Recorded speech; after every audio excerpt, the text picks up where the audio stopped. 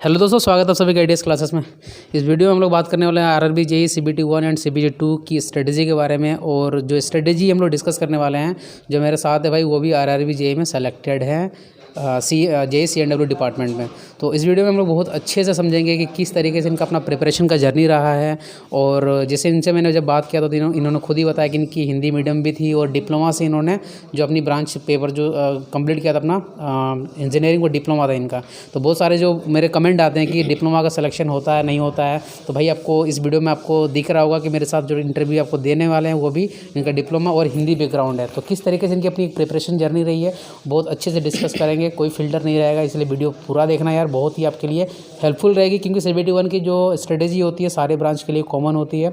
कोई भी ब्रांच हो, मैकेनिकल, इलेक्ट्रिकल, इलेक्ट्रॉनिक्स, कंप्यूटर, चाहे आपकी सिविल, सभी लोग जो है सीबीटी 1 की स्ट्रेटेजी आप लोग देख सकते हो। उसके बाद हम लोग जब सीबीटी 1 इनकी स्ट्रेटेजी जब जान लेंगे तो उसके बाद हम सीबीटी 2 डिस्कस करेंगे और इनकी जो ब्रांच पेपर रहेगी उसके बाद वही लोग जो है आगे कंटिन्यू करेंगे, ठीक है।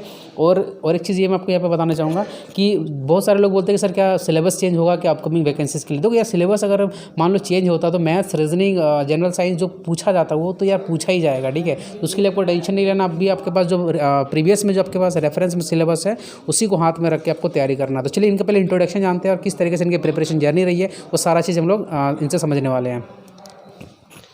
हाँ, तो मेरा नाम शंकर कुमार महतो है। मेरा गांव जो है बंदर चौक टोला तेतुलटर है। बेसिकली बलियापुर एरिया है, जिला धनबाद, झारखंड से मैं आता हूँ।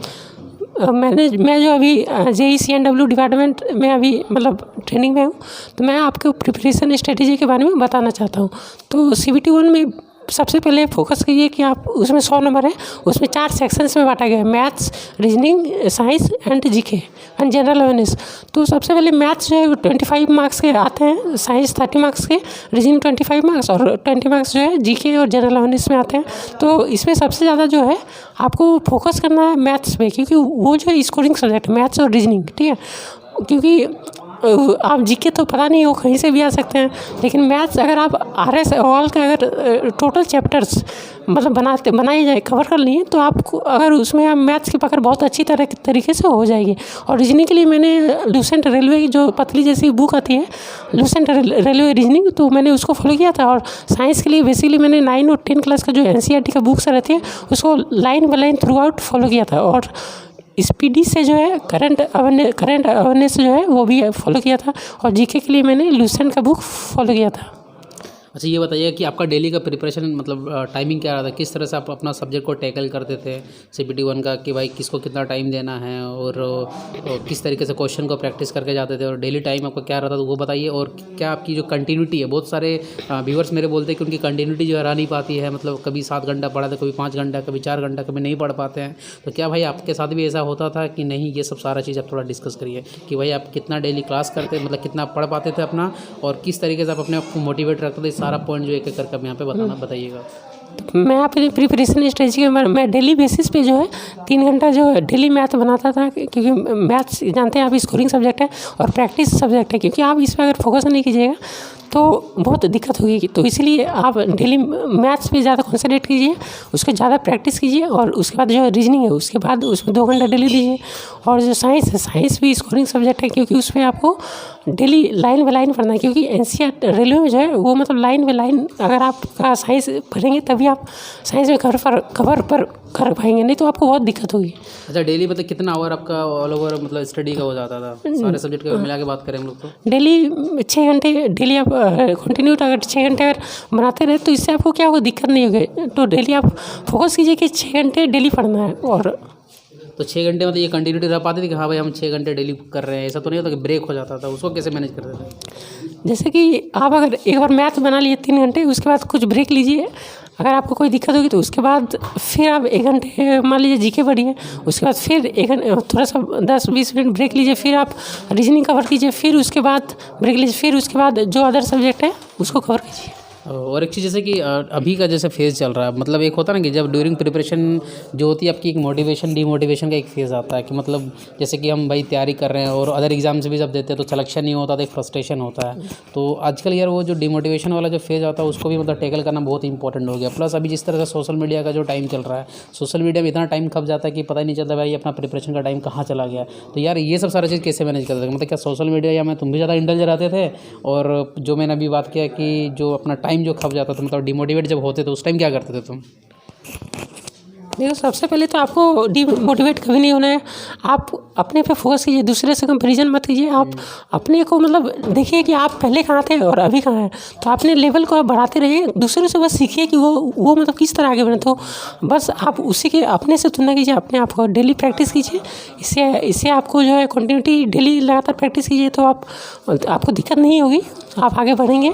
और सोशल मीडिया से अगर आपको हेल्पफुल लेनी है तो ले सकते हैं, बहुत सारे वो भी आजकल वो कंस्ट्रक्टिव वे में अगर आप यूट्यूब में इतना ज़्यादा जो मीडियम बन गया कि भाई पहले इतना रिसोर्सेज नहीं थे बट अभी वो ज़्यादा हो गया, तो डिस्ट्रक्टिव कंस्ट्रक्टिव दोनों ही है, आप उसको किस तरीके से यूज़ कर रहे हो ये आप पे डिपेंड कर रहा है बहुत ज़्यादा। हाँ, इसमें क्या है, डिस्ट्रैक्शन भी बहुत सारे हो सकते हैं सोशल मीडिया में। अगर आपको लग रहा है कि आप बुक्स के थ्रू कर सकते हैं तो आप बुक्स पे ही फोकस कीजिए। अगर आपको लग रहा है कि कुछ मतलब मदद हो जाएगी यूट्यूब वगैरह से जो भी है तो आप उनके भी सहायता ले सकते हैं। अगर और टेस्ट सीरीज़ लगाइए क्योंकि इनसे मतलब आपका कॉन्फिडेंस भी बढ़ेगा और मार्क्स लाने में मदद भी होगी। देखो यार, ये एक चीज़ इन्होंने बहुत अच्छी बात बताई कि जो अपने यहाँ कंपैरिजन होता है कि यार अगर दूसरा कोई बंदा आपसे बहुत अच्छा है, ठीक है, तो आप उनसे सीखिए। मतलब एक होता है ना कि एक कंस्ट्रक्टिव होता है, एक डिस्ट्रक्टिव आपका कंपैरिजन होता है। तो भाई आप उससे कोई बंदा अगर आपके लगता है कि नहीं, अगल बगल आपका कोई मित्र भी है अगर आपसे पढ़ने में बहुत अच्छा है, तो भाई उसमें जेलसी वाली भावना नहीं रखना है। उससे आपको सीखो यार कि आप उससे क्या सीख सकते हो। प्लस आपको कंपेरिजन करना तो कि भाई आप पहले कहाँ स्टैंड करते थे और प्रेजेंट में कहाँ पे हो, वो बताएगी कि आपकी सफलता क्या हो रही है। अगर पिछले वाले कदम से भाई आप आगे चल रहे हो तो भाई आप सफल हो। सफल होना मतलब ये नहीं होता कि भाई कोई अपने एग्ज़ाम फोड़ दिया। आप अगर आप डेली अपने आप को बेहतर करके चले जा रहे हो मेरे भाई, तो आप सफल ही हो रहे हो, ठीक है। वो एक जो आपके जो एग्ज़ाम जो हम लोग क्वालिफाई करते हैं, जो सिलेक्शन होता है, वो भाई एक मंजिल होता है जो वहाँ पे पहुँचना है, ठीक है। ऐसा नहीं है कि वो आपका एक अल्टीमेट सक्सेस है, नहीं, उसके बाद भी आपको लाइफ जीना है। तो भाई अगर आपको कहीं सिलेक्शन हो जाता है तो इसका मतलब ये नहीं कि आप लाइफ में सफल हो गए, ऐसा नहीं है। सफल का मतलब है कि आप जो चीज़ कर रहे हो अभी वो हमेशा आपका पास्ट से अच्छा होना चाहिए और हमेशा धीरे धीरे आपको आगे बढ़ते रहना चाहिए, आपका सिलेक्शन हो या नहीं हो। ये बात इन्होंने बहुत अच्छी बोली। जिस तरीके से CBT 1 का आपने बताया कि भाई RS अग्रवाल वगैरह क्वेश्चंस लगा लो, ठीक है। जिसे साइंस का जिसे इन्होंने बताया कि इन्होंने NCERT जो है 9th और 10th का फॉलो किया था। और जो रेलवे के अगर एग्ज़ाम की बात करो, ये 3 टॉपिक बहुत ही इंपॉर्टेंट है आपका, मोस्टली जो है aptitude, reasoning and general science. अगर ये 3 अच्छा से कर लेगा तो भाई तो ये जो नॉन टेक वाला पोर्शन होता है ये आपका ईजिली हो जाएगा, ठीक है। तो ये आपका एक CBT 1 की जो इनकी स्ट्रेटेजी थी ये उन्होंने अपना डिस्कस किया। अब हम लोग बात करने वाले इनकी CBT 2 की स्ट्रेटेजी। भाई इनकी CBT 2 का ब्रांच किया था ये खुद बताएंगे, और किस तरीके से उन्होंने इसको डील किया वो सारा चीज़ इनसे हम लोग जानने वाले हैं। देखिए, मैं CBT 2 के बारे में बताने से पहले मैं बताना चाहता हूँ मेरी ब्रांच जो है मैकेनिकल थी और मैंने डिप्लोमा किया है मैकेनिकल से। मैं बताना चाहता हूँ कि जो CBT 1 और CBT 2 में है वो दोनों के जो बीच के एग्ज़ाम है उनके बीच में ज़्यादा समय नहीं रहता है। आप जैसे ही CBT 1 दे देंगे उसके जस्ट 2 महीने बाद CBT 2 आ जाएगा।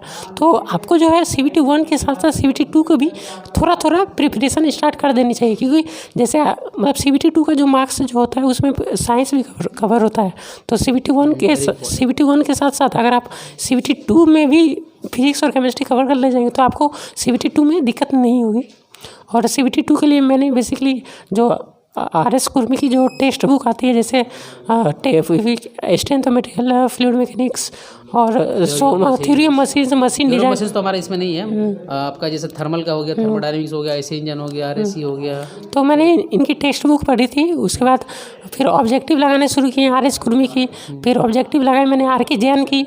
उसके बाद जो यूथ पब्लिकेशन की जो मार्केट में बुक आती है वो भी बहुत अच्छी है। उसके बाद जो एग्ज़ाम के टाइम्स में अरिहंत की बुक आती है वो भी बहुत अच्छी है, क्योंकि मैंने अरिहंत की बुक लास्ट टाइम में मेरा जस्ट एक दिन बचा हुआ था एग्ज़ाम के लिए, मैंने उनसे अरिहंत की बुक्स पढ़ी थी तो उन्हें मेरे लगभग 10 से 15 क्वेश्चन भी गए थे उससे हूबहू। अच्छा, मुझे ये बताना शंकर कि आपने जिस तरह मैं जानना चाहता हूँ कि आपको ऐसा कभी लगता था यार कि हाँ मेरा सिलेक्शन नहीं होगा तो क्या होगा, या आपको कभी दूसरों से कंपेयर करके कभी अपने आप को डिमोटिवेट करते थे? देखिए डर तो सबको लगता है कि आगे अगर मान लीजिए इतना तैयारी करें अगर बाद में नहीं हुआ तो बहुत अफसोस भी रहेगा, लेकिन आपको डरना नहीं है। आप अपने लक्ष्य पे बने रहें, आप लगातार मेहनत करते रहें, दूसरों से तुलना मत कीजिए, अपने आप को खुद से मोटिवेट कीजिए कि मुझे आपको लेनी है, जॉब लेनी है तो जॉब लेनी है। अच्छा, जॉब लेने के बाद जो एक फीलिंग रहती है खुद का, एक फैमिली का, वो कैसा था यार? वो खुशी थोड़ा अपना यहाँ पे मतलब बताओ यार, मतलब जो बंदे तैयारी कर रहे हैं, जितने भी हमारे एस्पिरेंट्स है, कि वो फीलिंग क्या रहती है? हाँ यार, अब सिलेक्शन हो गया, प्रॉपरली लाइफ सेट हो गई है, अपनी इनकम होने लगेगी, फैमिली वालों को सपोर्ट कर, मतलब किस तरीके से वो एक फीलिंग था? देखिए नौकरी लग जाने पे सबकी खुशी होती है, मेरी भी बहुत। जब पैनल में जब नाम आ गया तो बहुत खुश था मैं, क्योंकि जब भी आपको लगेगा कि मतलब आप सक्सेस होंगे तो आप बहुत अंदर से मतलब बहुत तरीके की खुशी होगी, अंदर से फीलिंग बहुत अच्छी रहेगी। आपको फैमिली वाले भी आपकी मतलब इज्जत बढ़ जाएगी, क्योंकि आप वेरी इंपॉर्टेंट, मैं इनको रोकना चाहूँगा कि देखो यार, जब आप सक्सेस आपको मिलती है, ठीक है, तब आपकी एक स्टेटस जो है ना बन जाती है, लोग आपको एक मतलब इज्जत देते हैं। तो अगर वो इज्जत चाहिए भाई मेरे को कल, तो आज तो यार मेहनत करनी पड़ेगी, समझ रहे हो? ठीक है, उसके बाद कैसा लगता है? फैमिली वाले भी बहुत खुश होंगे, वो भी मतलब खुश होंगे कि आपके जो बेटा है वो मतलब सक्सेस हो गया, उसको भी अंदर से बहुत खुशी होगी। चलिए ठीक है, तो ये इनका पूरा CBT 1 और CBT 2 की जो है इनकी स्ट्रेटेजी रही। तो अच्छा, ये मुझे बताओ शंकर कि तुम्हारा तो यार हिंदी मीडियम था, तो कभी ऐसा लगा था यार कि मेरा हिंदी मीडियम है तो भाई मतलब क्या अच्छा कर पाऊँगा कि नहीं कर पाऊँगा, ये मन में डाउट था? क्योंकि जब पढ़ते होंगे तो तुमको भी यार बहुत सारा ऐसा चीज़ रहता है, कंसेप्ट समझ में नहीं आता होगा, तो फिर उसको कैसे मतलब उसमें बने रहते थे कि नहीं यार मेरे को इसको अच्छे से करना है? और जो जैसे मैंने ये जो पूछा, जो हिंदी मीडियम का क्या कभी डर रहता है लाइफ में कि हाँ यार बच्चे जो इंग्लिश मीडियम से रहते हैं बहुत पढ़ने में तेज़ रहते हैं, क्योंकि जो डिप्लोमा का भले ही लेवल पे ये अपने JEE की जॉब है, लेकिन BTech MTech वाले बंदे भी बैठते हैं, उनका भी सिलेक्शन नहीं हो पाता, लेकिन भाई तुम करके आए हो तो कुछ तो अलग बात होगी। तो वो सारा चीज़ थोड़ा शेयर करना है इस पर। मीडियम का कोई भी मतलब उसमें कोई मेन रोल नहीं रहता। आप कोई भी हिंदी मीडियम हो चाहे इंग्लिश मीडियम हो, अगर आप लक्ष्य पे अगर डटे रहेंगे तो मीडियम उसमें कोई भी बाधा नहीं बन सकती है। तो आपको लक्ष्य पे डटे रहना है, मीडियम कोई उसमें मेन रोल नहीं निभा सकता। आप अपने बस लक्ष्य पे कंटिन्यूसली लगातार फोकस करते रहिए, आपको सफलता जरूर मिलेगी। और इसी मतलब मीडियम से कोई मतलब नहीं रहता है। प्लस आप अपने आप को कंपेयर कभी करते थे दूसरों से? देखिए कंपैरिजन तो स्वभाव में रहता है कि हाँ कंपैरिजन तो आप करेंगे कि दूसरा से, लेकिन आपको लेकिन कंपैरिजन कीजिए, लेकिन आप इसमें पढ़ाई में कि वो अगर आगे बढ़ सकता है तो आप उनसे आगे बढ़ने की कोशिश कीजिए। जेलसी नहीं बना रखिए। कैसे बढ़ेगा नहीं? जैसे अगर वो कोई बगल वाला नौकरी ले लिए तो आप लेकिन वो ले सकता है अपनी मेहनत से, तो आप भी ले सकते हैं।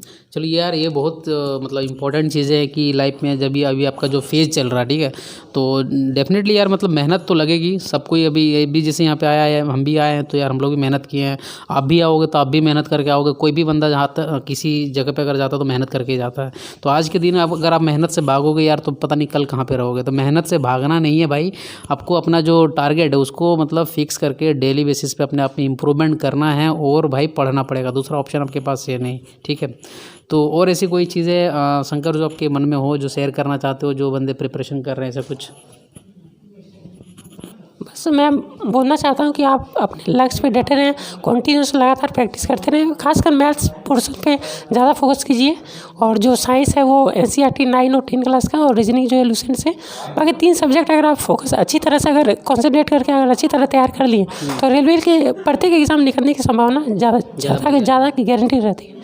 चांस मतलब 100 में 80% चांस रहता है कि रेलवे के एग्जाम से निकल जाएंगे। उसी पे डिपेंड ही करते हैं। हाँ, उसी पे डिपेंड होते हैं।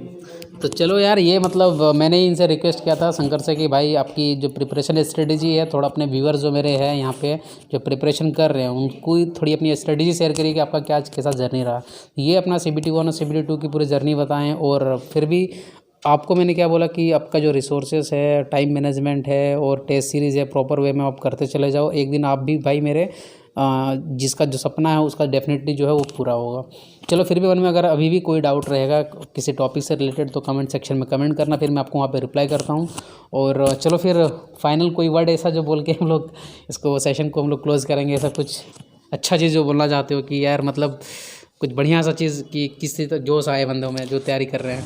बस अपनी पढ़ाई के मोमेंटम को बढ़ाए रखो और कोई दूसरे पे नज़र मत रखो, बस स्टडी करते रहो। हाँ, बहुत अच्छी बात है। मोमेंटम ऐसा चीज़ होता है जैसे मास और वेलोसिटी होती है, ठीक है। तो वेलोसिटी हमेशा रखना है उसमें, ठीक है, क्योंकि मास ऐसा चीज़ है एक जगह जहाँ पे रह गया भैया, इनर्शिया बोलता है कि लॉ ऑफ इनर्शिया, कि अगर कोई भाई ऑब्जेक्ट है जिसमें मास है, वो अगर वो भाई स्टैटिक है तो वो स्टैटिक में ही रहना चाहता है, और कोई मूव में है तो मूव में ही रहना चाहता है। तो आपकी जो अपनी मोमेंटम है, मास इंटू वेलोसिटी, उस वेलोसिटी को भैया एक्सेलरेट करो, ठीक है, उसको कम मत करना। एक्सेलरेट करोगे भाई मतलब अपनी प्रिपरेशन में एक्सेलरेट करना उसको। तो मोमेंटम को बना के रखना। ऐसा नहीं कि आज 5 घंटे पढ़ लिए किसी का मोटिवेशन देख के, कल 1 घंटा और उसके अगला दिन 0 घंटा, तो ऐसा नहीं करना है, ठीक है।